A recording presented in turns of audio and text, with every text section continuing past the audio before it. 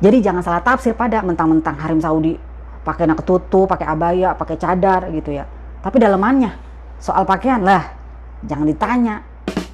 Karena mereka itu adalah apa ya? Konsumen barang-barang mewah, barang-barang branded, teman-teman. Ya apalagi sekarang ya, Saudi udah banyak banget perkembangannya. Apalagi soal abaya. Abaya yang terbuka, yang kalau kekibas angin dia kebuka gitu ya, jeansnya kelihatan. Pada begitu sekarang abaya wanita Saudi.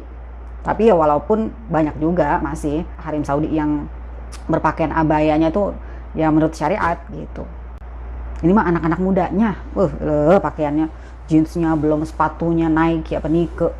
Brand semua goleng-goleng doang saya. Kalau ngeliat sepupu-sepupunya Mpok Ipar juga, kagak mau, dia mau pakai pakaian yang ada di Abu Ishirin. Kagak mau, branded semua, mahal semua. Sih kalau ngikutin dia, ya kagak bisa nabung dah.